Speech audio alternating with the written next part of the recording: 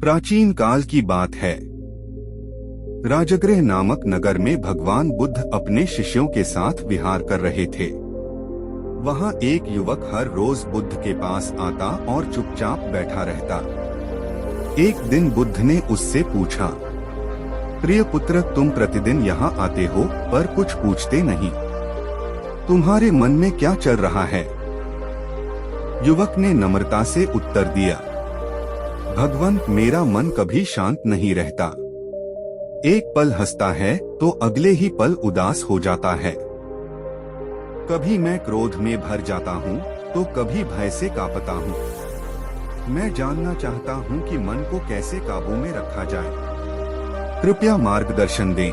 बुद्ध मुस्कुराए और बोले, मन को नियंत्रित करना सबसे कठिन कार्य है पर असंभव नहीं। जैसे हाथी को साधने के लिए महावत धीरे धीरे उसे अनुशासित करता है, वैसे ही मन को साधने के लिए 5 विधियां अपनानी चाहिए। आज मैं तुम्हें पहली विधि बताऊंगा। शेष विधियां तब जब तुम पहली को साध लो। पहली विधि, श्वास पर ध्यान, माइंडफुल ब्रीदिंग। बुद्ध ने कहा, मन हवा की तरह है, इसे रोका नहीं जा सकता पर दिशा दी जा सकती है, और उसकी दिशा है श्वास। जब भी मन अशांत हो, क्रोध या चिंता से भरा हो, बस अपनी श्वास को देखो। गहरी सांस लो और ध्यान दो, मैं सांस ले रहा हूँ। धीरे धीरे सांस छोड़ो और ध्यान दो, मैं सांस छोड़ रहा हूँ। बस इतना ही करना है। श्वास को पकड़ो, मन अपने आप शांत हो जाएगा। युवक का अनुभव। बुद्ध के वचन सुनकर युवक ने अभ्यास करना शुरू किया। पहले दिन उसका मन और भी भटकने लगा। उसे लगा कि ध्यान करना बहुत कठिन है। दूसरे दिन उसने धैर्य रखा। उसने गहरी सांस ली और धीरे धीरे छोड़ी। कुछ पल के लिए ही सही, पर उसे मन में हल्की सी शांति महसूस हुई। तीसरे दिन जब उसके मन में गुस्सा आया तो वह तुरंत बैठ गया और श्वास पर ध्यान केंद्रित किया। धीरे धीरे उसका क्रोध पिघलने लगा। वह समझ गया कि सचमुच श्वास ही मन का पहला द्वार है। बुद्ध का उपदेश। एक शाम बुद्ध ने सब भिक्षुओं और उस युवक को संबोधित करते हुए कहा, जो व्यक्ति अपनी श्वास पर ध्यान करना सीख लेता है, वह अपने मन को साधने की पहली सीढ़ी चढ़ लेता है। श्वास ही जीवन की डोर है और इस डोर को पकड़कर ही मन को स्थिर किया जा सकता है। युवक ने प्रणाम किया और कहा, भगवान, आज से मैं श्वास का अभ्यास करूंगा। कृपया अगली बार मुझे दूसरी विधि बताइए। बुद्ध मुस्कुराए। जब पहली विधि तुम्हारे भीतर गहराई से उतर जाएगी, तभी अगली विधि प्रकट होगी। प्राचीन समय की बात है। भगवान बुद्ध अपने शिष्यों के साथ राजगृह के समीप एक बांस के झुरमुट में ठहरे हुए थे। वहाँ बहुत से भिक्षु दिन रात साधना करते, ध्यान में बैठते और बुद्ध की वाणी से जीवन का मार्ग सीखते। एक दिन भिक्षु आनंद ने बुद्ध से प्रश्न किया, भगवान, मन बहुत चंचल है। साधना के समय भी वह भटकता रहता है। इसे कैसे नियंत्रित किया जा सकता है? बुद्ध ने मुस्कुराते हुए कहा, आनंद, मन को नियंत्रित करना सबसे बड़ा युद्ध है। इसे जीत लिया तो संसार की कोई भी शक्ति तुम्हें डिगा नहीं सकती। आज मैं तुम्हें 5 ऐसी विधियां बताऊंगा जिनसे मन को साधा जा सकता है। इन विधियों को धैर्य और निरंतर अभ्यास से अपनाना आवश्यक है।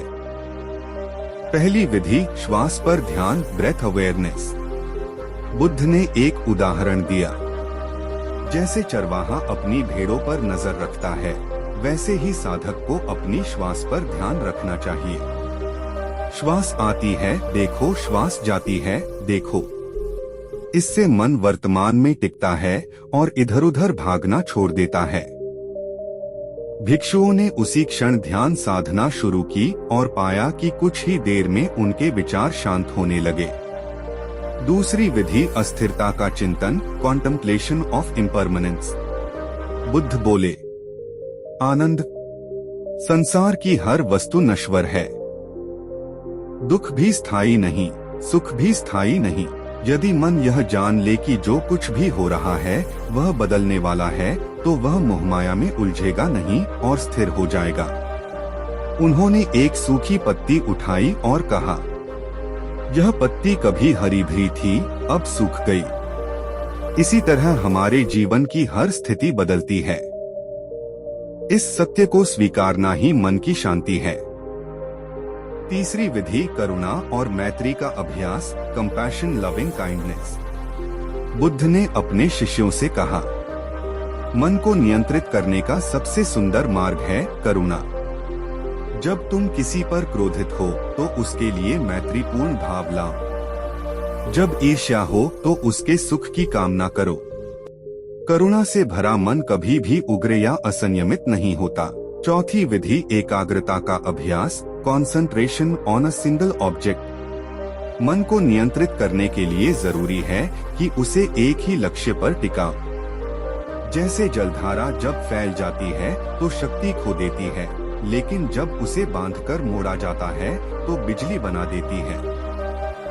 उसी प्रकार मन को किसी एक विषय पर केंद्रित करो, चाहे मंत्र जप हो, ध्यान हो या सत्कर्म।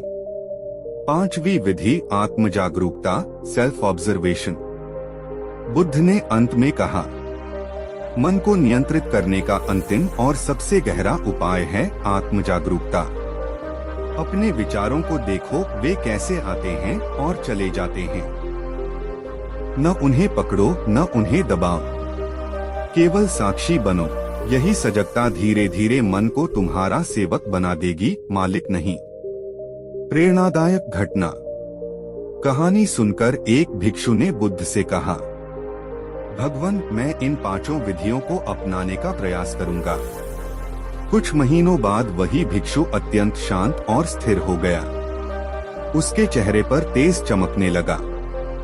जब लोगों ने उससे पूछा कि उसने यह शांति कैसे पाई, तो उसने विनम्रता से उत्तर दिया, मन को नियंत्रित करने की 5 विधियां ही मेरा मार्ग बन गईं।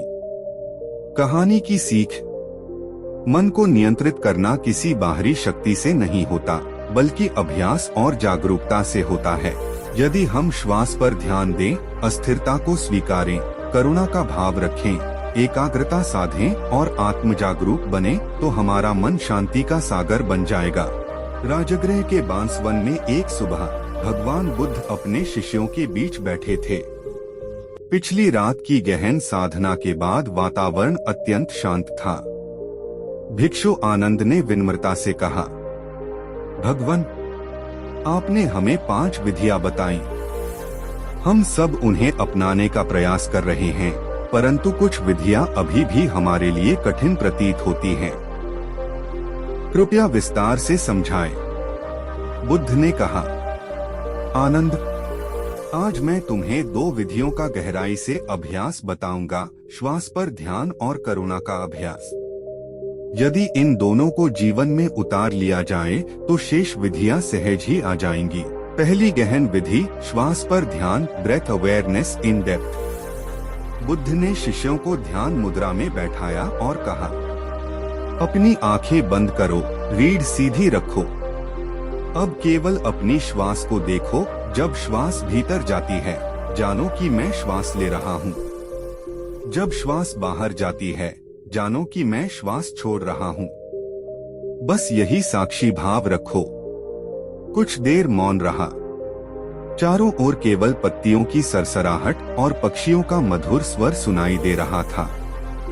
फिर बुद्ध बोले, मन भटकेगा, कभी अतीत में जाएगा, कभी भविष्य में। तब उसे बिना क्रोध, बिना दबाव के फिर से श्वास पर लौटा लाओ।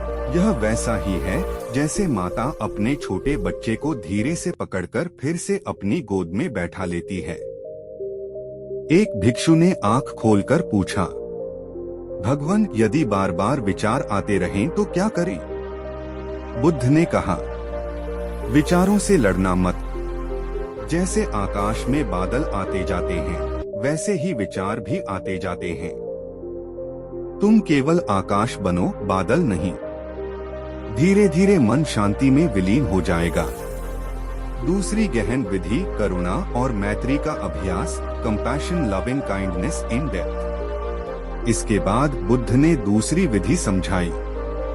उन्होंने कहा, करुणा मन का सबसे सुंदर गुण है। यदि तुम करुणा को गहराई से साध लो तो क्रोध, ईर्ष्या, घृणा सब स्वतः समाप्त हो जाएंगे। आओ मैं तुम्हें एक अभ्यास बताता हूँ। बुद्ध ने सभी शिष्यों को बैठाकर कहा, पहले अपने हृदय में शांति अनुभव करो, फिर अपने मन में सोचो, मैं सुखी रहूं, मैं स्वस्थ रहूं, मैं सुरक्षित रहूं। अब यही भाव अपने समीप बैठे भिक्षु के लिए लाओ। वह सुखी रहे, वह स्वस्थ रहे, वह सुरक्षित रहे। फिर यही भाव अपने प्रियजनों के लिए फैलाओ, फिर उन लोगों के लिए जिनसे तुम्हें विरोध है, और अंत में संपूर्ण संसार के लिए। सभी प्राणी सुखी रहें, स्वस्थ रहें, सुरक्षित रहें। भिक्षुओं ने जब यह अभ्यास किया तो उनके चेहरों पर अनोखी शांति और करुणा की चमक दिखाई देने लगी। प्रेरणादायक प्रसंग। एक दिन एक क्रोधित युवक बुद्ध के पास आया और गालियां देने लगा। शिष्य चकित रह गए, पर बुद्ध ने केवल करुणा से कहा, भद्र, यदि तुम मुझे उपहार दो और मैं उसे स्वीकार न करूं तो वह किसके पास रहेगा? युवक बोला, मेरे पास। बुद्ध मुस्कुराए, ठीक वैसे ही मैं तुम्हारे क्रोध को स्वीकार नहीं करता। वह तुम्हारे पास ही रहेगा। मेरे पास केवल करुणा है। युवक रो पड़ा। उसी क्षण उसका हृदय पिघल गया और वह बुद्ध का शिष्य बन गया। कहानी की सीख। श्वास पर ध्यान हमें वर्तमान में लाता है और मन को स्थिर करता है।